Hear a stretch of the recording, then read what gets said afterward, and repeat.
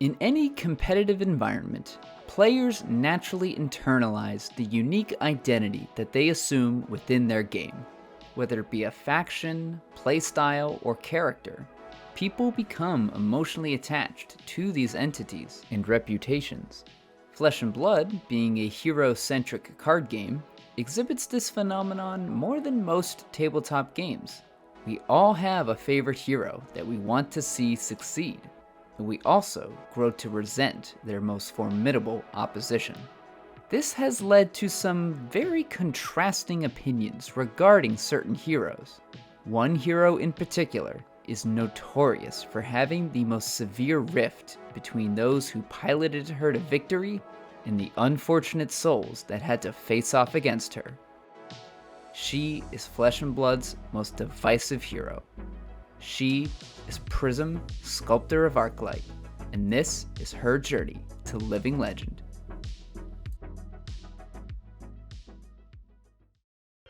Before we go any further, I just want to get the usual YouTube stuff out of the way. These videos are a big effort, and commenting, subscribing, and liking the video lets me know that you enjoyed it and helps me stay motivated to make the next one. And there are 2 previous videos in this series, so it might make sense to watch those first if you haven't seen them yet. With that out of the way, let's get into it. If you're unfamiliar with Flesh and Blood's Living Legend system, here's a quick crash course. Feel free to skip ahead if you know this. Heroes accrue different amounts of Living Legend points based on the caliber of the events they win. Once heroes reach 1,000 points, they and their signature weapons are no longer legal in Classic Constructed. Small details like point values and cutoff dates have been tweaked over the years, so it's an ever-evolving system and we'll probably continue to see adjustments as the game evolves. Prism, Sculptor of Arclight was first revealed on April 16th, 2021, during the spoiler season for Flesh and Blood's 4th set, Monarch, which was set to release on May 7th. Prism's reveal prompted so many questions to the community. What did it mean to be a light hero? How did an illusionist play the game? And what was Soul? Over the course of the spoiler season, all of these questions were answered and provided the community with an incredibly unique card pool, full of new card types, keywords, and play patterns to dissect. Everyone was really excited and pretty optimistic about her power level. This class is awesome, man. I'm so stoked, and I'm so glad there's at least one new class in Monarch. I think she's really, really in a good spot. We're speculating it can do so many things. That means to me it can adapt well to the meta. She's got a cool mechanic. She can hit you hard. I think it's got a lot of promise. I just think she's got a lot of strong mechanics that make things that were already strong, stronger. I feel like there's going to be a lot of different ways you could build a Prism deck. I'm really, really fascinated to see. Let's take a quick look at this early set of cards. Auras were not a new card type, but combining them with the instant card type certainly was new. This allowed them to be played at instant speed without needing an action point. These cards were all stamped with the keyword Spectra, that allowed the aura to be destroyed by attacks, but pretty much ended the opponent's turn when they did so. It's much more complicated than that, but that's a topic for another video. The Herald attack actions were all given the keyword Phantasm, as a drawback for their above-rate attack values. This caused Heralds to be destroyed when defended by a card with 6 or more attack value. Also worth noting was her signature weapon, Luminaris. This two-handed weapon didn't attack like a typical weapon, but instead had a static ability that allowed all auras to attack for 1 damage and gave all illusionist attacks go again as long as a yellow card was in the pitch zone. With all of these new cards, Prism's new fanbase had their work cut out for them as they began testing for the upcoming metagame. The new Monarch heroes made their classic constructed debuts at the Sunday ProQuest event at the Calling Auckland on June 6th. 20% of the field brought Prism, but with only 1 spot in top 8 and losing first round, she was completely overshadowed by the Monarch hero with far better results. The new heroes had their first opportunity to prove themselves on a larger scale during the first Road to Nationals season. Over 175 events were held across 6 weeks in the summer of 2021. Despite the enthusiasm and popularity of the hero, Prism won only 12 of these events, placing her towards the bottom of the pack in what was decidedly a chain-dominated metagame. Her first batch of Living Legend points was an unimpressive 72. These early illusionist pioneers were still experimenting with the different ways to play Prism. Deck building philosophies varied from full aggressive Herald builds to control builds focused on auras. Based on her results, it was clear that the optimal build had yet to be discovered. It's pretty interesting. I think Prism was kind of one of the more unique stories of the Road to National season, one of the most popular decks in the beginning, and although it took bad beats, stayed pretty popular throughout the season. But she doesn't show up in the wins, does she? After the Road to National season, the final event of the Monarch Metagame was the Calling Las Vegas on September 11th. 11% of competitors brought Prism to the event, and after the cut to day 2, she held firm at 11%. After 11 total rounds, Prism landed 2 spots in top 8, piloted by Tyler Horsepool and Kyle Waple. Their competition was 1 dash and 5 chains.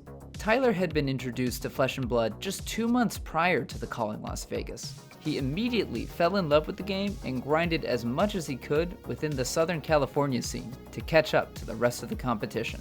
His deck leaned heavily into the control build, centered around auras and defense reactions.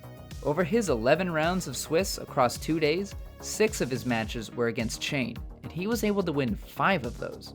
Tyler claimed that his deck wasn't specifically designed to be an anti-chain deck, but to have a winnable chance into every matchup, Chain included. I have actually fallen in love. This has stolen my heart this weekend. It's doing very well in the hands of a very capable pilot. Tyler battled his way to the finals, where he faced off against the card guy's very own Sebastiano Cavallo. Tyler stuck to his ultra-defensive game plan versus Chain. With 9 defense reactions and a well-timed Arclight Sentinel, he kept his life total as high as possible to outlast Chain's powerful endgame.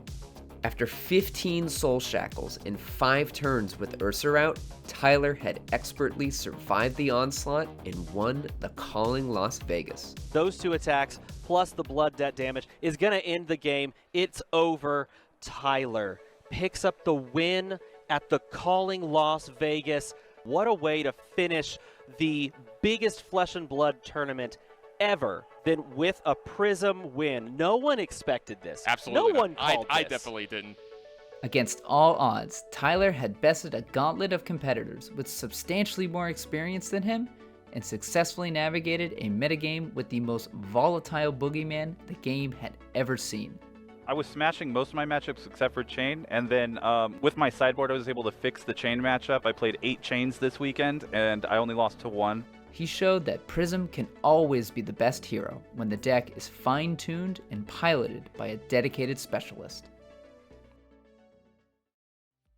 Even with Prism winning the largest event of the summer, the data clearly showed that this was a metagame that revolved around Chain. And at the next Banned and Suspended announcement on September 21st, LSS took action by banning Seeds of Agony. This was a welcome adjustment to the metagame, especially for Prism, as those pesky instances of arcane damage were great at taking out her spectral shields. With one of her worst matchups thought to be banned into oblivion, things were looking up for Prism. But with a new set right around the corner, anything could happen. Tales of Aria released on November 4th, and unfortunately, this set was something of a worst case scenario for Prism. It literally added 0 cards to her card pool, and at the same time, introduced another dominant aggressive deck in the form of Cheerios Briar. This deck had an insane offensive output, and an efficient weapon for taking out auras at the end of a combat chain.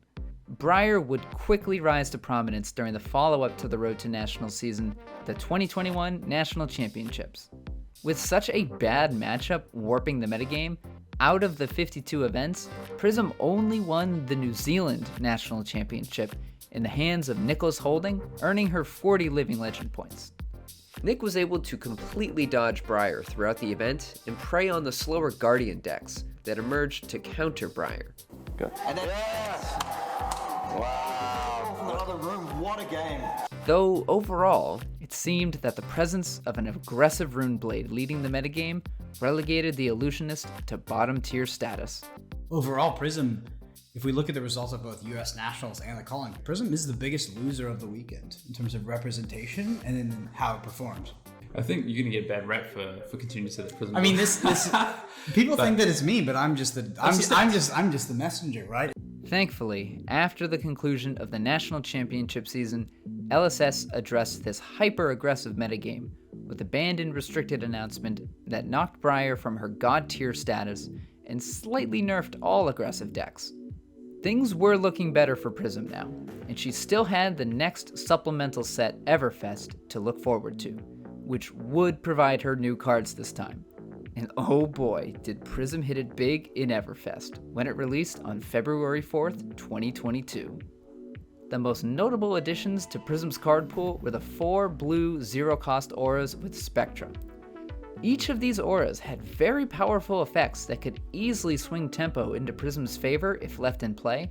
They also allowed Prism to place down 2 auras with Spectra on the same turn, a play that could completely put her opponent on the back foot. Miraging Metamorph was another huge boon to Prism. It was as powerful as Wartune Herald, with upside if it was ever popped. It presented the opponent with a damned if you do, damned if you don't situation. In general, everyone agreed that Prism got some serious upgrades from this set. Prism in a lot of ways feels much more flexible, which is great because, again, Prism only had one set worth of cards available. I actually really like the new Prism. We'll talk about some of the reasons why, because they printed some ridiculous cards for Prism. These cards combined together are really effective at pressuring, and they give you some really great benefits. But as we all know, Everfest also introduced Flesh and Blood's objectively most powerful deck ever, in the form of Bravo Star of the Show. The upcoming Pro Tour qualifier events, known as ProQuests, would show if Prism could bounce back from obscurity with an arsenal of new tools in a fresh metagame. Over the course of 4 weeks of 250 ProQuests, Prism emerged as the clear second best hero, only trailing to the most played and successful hero, Starvo. In true illusionist fashion, Prism's strategy into Starvo of assembling an army of auras proved to be the most viable counter to the new Boogeyman. The new cards from Everfest also made this strategy strong enough for Prism to fare better into what were previously difficult matchups. Prism won 58 ProQuests, earning herself a substantial 348-point boost on the Living Legend leaderboard. Soon after the ProQuest season on March 19th was the Calling Indianapolis, the largest event of the year thus far. Despite Prism having the best chance into Starvo, the Calling Indianapolis weekend saw Prism falling to Starvo in the finals of the Calling and the semifinals of the Battle Hardened, leaving all 130 Living Legend points to be consumed by the star of the show, who was on track to reach Living Legend shockingly soon. With another new hero dominating the metagame, everyone was expecting the next banned and restricted announcement to hit Starvo. But to everyone's surprise, on April 5th, LSS made no changes to the metagame. They decided to let the current metagame play out over the next month of competitive events and see if Starvo could hit Living Legend by a newly scheduled banned and suspended update on May 2nd.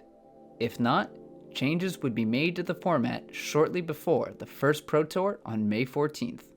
Across the 1 Calling and 4 Battle Hardens from April 5th to May 1st, Prism won the Battle Hardened Madrid and Battle Hardened Taiwan, claiming 60 Living Legend points, which was the exact amount needed to prevent Starvo from hitting Living Legend. As promised, LSS made adjustments to the format that nerfed Starvo and Viserai.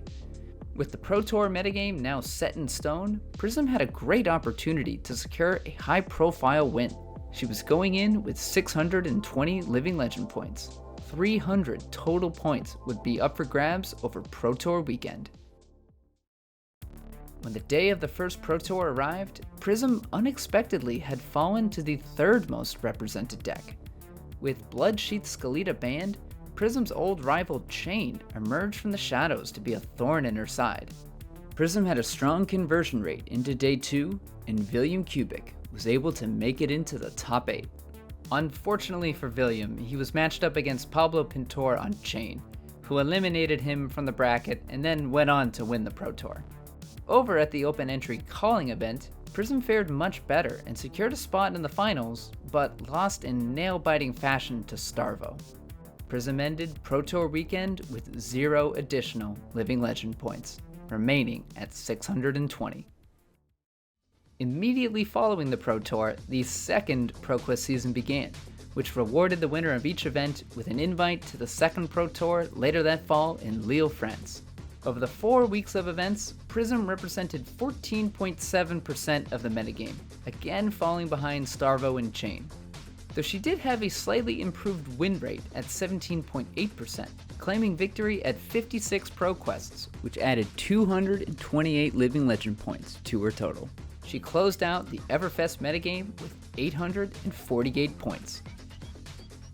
June 24th arrived to shake up the Flesh and Blood metagame in a huge way. Uprising hit shelves, which introduced Phi, Dromai, and Icelander into the metagame, while Chain and Starvo had hit Living Legend and were no longer playable. The 2022 Road to National season was the showcase for this new metagame. Prism had something of a target on her back, as she was the most powerful deck from the previous metagame that was still legal. The majority of the field consisted of the new aggressive decks like Phi, Briar, and Viserai that all claimed to have a good Prism matchup. The Ice Heroes saw some representation as well to specifically target these aggressive decks and basically gave up any chance of beating Prism. After 4 weeks of Road to Nationals, Prism had won 30 events, the most of any hero. She also won Battle Hard in Los Angeles during this time. And when you do the math, that put her at 120 from the Road to Nationals season, 30 from the Battle Hardened. So when you add that up, you get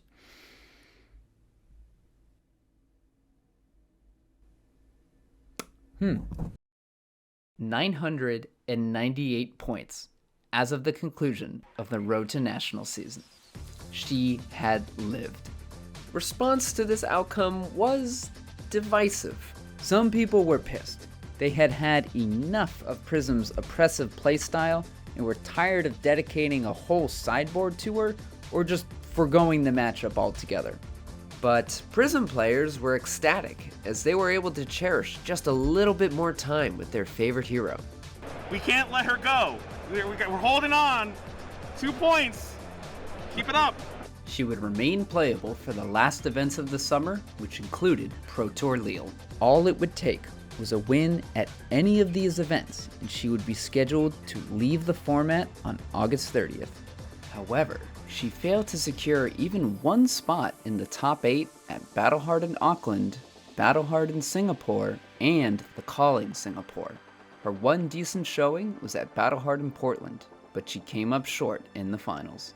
Prism lives in the regular format. Yep, no Living Legend for Prism. She's here to stay. Everybody get comfy and used to her. ProTour Lille was now the final opportunity for her to claim those last 2 Living Legend points. If she failed, the community would be stuck with her for another season. Day 1 of the first European Pro Tour kicked off with 3 rounds of Uprising draft into 4 rounds of Classic Constructed. Of the 354 competitors, 59 players brought Prism as their constructed deck for the event. I am very pleasantly surprised that there are that many Prisms. Now, this could be a bunch of heroes trying to push it past Living Legend status just to never see it again. At the conclusion of Day 1, Prism was 43 out of 197 of the remaining competitors. After another 4 rounds of CC into 3 rounds of draft, Prism had secured 2 spots in the top 8. Unfortunately, both competitors' Pro Tour runs were ended at the hands of the new school Briar deck that went on to win the event. But she wasn't done yet. As always, on a Pro Tour weekend, there's also the open entry calling event happening alongside the Pro Tour. Prism represented a similar 66 out of 575 decks, and after Day 1, she had paved her way to be the most represented deck among the 88 remaining players. After more rounds of Swiss on Day 2, Prism secured 3 spots in the top 8. Joris Verhelst from Belgium made it to the finals to face off against Wojtek Klimczyk from Poland on Briar. Joris had the chance to get revenge on Briar for the Pro Tour top 8 and send Prism into living legend in dramatic fashion with a monumentous 100-point calling win. The game started out with both players trading damage as Briar went wide with 5-card hands and Prism snuck in auras and heralds where she could. Joris eventually took massive damage in order to assemble his board state. Wojtek decided to ignore the auras and push the offensive to end the game quickly, but Joris was able to survive on defense and started clawing the game back from 1 life. After multiple turns of nail-biting back and forth, Joris snatched victory from the jaws of defeat with one of the most clutch Prism plays ever captured on camera. Oh, it's little! Wow! Did he do it? Does he have a way to? No, he has no way. No, to but the prevent. Rinchant will pop the shield, and the shield will deal. And the shield does, 3 damage. Does 3 damage actually. And it's done. And then you can say, woo! That's incredible. That's amazing. That's a master play. Yeah, that was amazing how we navigated this game. Prism was scheduled to depart from Classic Constructed at the next Banned and Suspended announcement the very next day. Unlike Chain and Starvo, there would be no final batch of competitive events for players to accumulate unnecessary Living Legend points with Prism. The Calling Lille was her definitive final competitive event, and Joris was the last ever Classic Constructed pilot for Prism. And you went all the way and you made Prism go to Living Legend. Congratulations, man. Yeah, thanks. Like, it was a really, really close game. Like, I'm still shaking in my boots from like the last game. Allowing a hero, like, I couldn't even imagine it. Like, I was just like, I'll be happy if I made it too, and now I'm here standing at the stage. Unbelievable. Some sacrifices are worth it. Like, they have to be made. I will find something else to play, but yeah, it was fun while it lasted. At 1,098 points, and after 480 days, Prism, Sculptor of Arclight, alongside Luminaris, ascended into Living Legend on August 30th, 2022. Public perception was that it was time for Prism to go. She was never the boogeyman of the format, but she certainly was a bully who warped the metagame in her own way. Her game plan of assembling a board state of auras created some of the most polarizing matchups the game has ever seen. Too many heroes completely lacked the tools to deal with auras and therefore saw minuscule competitive play. And regardless of the matchup, slowly dying to an army of auras while cleaning up 1 aura every turn was one of the least fun ways to play Flesh and Blood. It genuinely felt like you were being bullied sometimes. By the end of her time, everyone, developers included, were collectively blaming the Spectra keyword and Luminaris as the main offenders that made Prism feel unfair. One of the most polarizing characters ever, one of the most polarizing mechanics ever, one of the most polarizing weapons ever, just top to bottom. Luminaris, man. Her whole deck was basically built around Luminaris, right? Luminaris and the broken Spectra mechanic. You either love her or absolutely despise her, and it's all due to Spectra. The Illusionist class is now famous, or infamous, for the Spectra keyword. I hate the Spectra mechanic. I do not like it. I don't need to rant about Spectra. That's been done so many times. I don't like it. It's just a rules nightmare. It's not fun. They require very specific cards in your opponent's deck in order to answer and clean them up. I think it brings a lot of rules baggage with it. Try explaining to someone who's just learning the game exactly why their attack didn't get go again, or why that means their turn is over. Prism has it, but not on a hero card. You hit it versus on Luminaris, which is like actually the most problematic weapon that has ever been printed in our game. You know, examples of that would be Luminaris, start and play, stay and play weapon that just gives your whole team unbridled go again. Prism as a hero is fine, but Spectra and Luminaris are both fundamentally broken. Thus, with Prism gone, a new era of Flesh and Blood was ushered in. All of the heroes being gatekept by Prism were freed from the shackles of the Light Illusionist. It was an exciting time where many of the previously unviable heroes now had a chance to thrive in Prism's absence. It kind of breaks the shackles on decks like Oldhim, decks like Icelander, even potentially decks like Kano. I think it'll be very interesting to see the meta post Prism. This is how I expect it to shape out. The Guardians are the biggest winner of her rotating out now, right? Guardians and Wizards for sure. You don't have to worry about the rock coming in and crushing you and just kind of giving you a 20% of the field, a terrible to close to auto loss matchup. Now you just remove that and you get some freedom. Guardians don't have to respect Prism anymore. And because they don't have to respect Prism, they can really just tank up. It gives these decks like a better, more agency participating in these tournaments. Of course, not everyone was thrilled about this new metagame. Prism players had been fiercely loyal to the deck, from her humble beginning as an underdog in the Monarch and Tales of Aria meta, to the competitive menace she became in Everfest. It was their combined passion, ingenuity, and willingness to tolerate online hate that defined this hero. So they were understandably heartbroken to see Prism ascend to living legend. But the ride was over, and Flesh and Blood moved into the future, leaving its fan favorite Light Illusionist behind. Luckily, there were new heroes that had a similar playstyle, but the original Prism stands will tell you, nothing has quite ever hit the same. As time has passed, I think most of the ill will towards Prism has faded into obscurity. Her broken mechanics and polarizing matchups were the result of a very early era of the game's development. And now, these are just items on an ever-expanding list of things we all complained about for a while. What has stood the test of time is the passion and dedication to Prism from the Illusionist community. They've distinguished themselves enough for LSS to nurture and reward them with plenty of fancy promo cards, a commemorative Wada Prism statue, and even reintroducing Prism into Classic Constructed with a new version of the hero.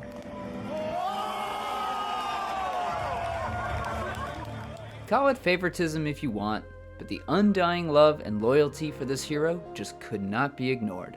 After a number of years to reflect, I think we can overlook the hardship that we had to suffer at her hands. For a time, she was Flesh and Blood's most divisive hero. But her ultimate legacy is that of Flesh and Blood's favorite hero. Thanks for watching.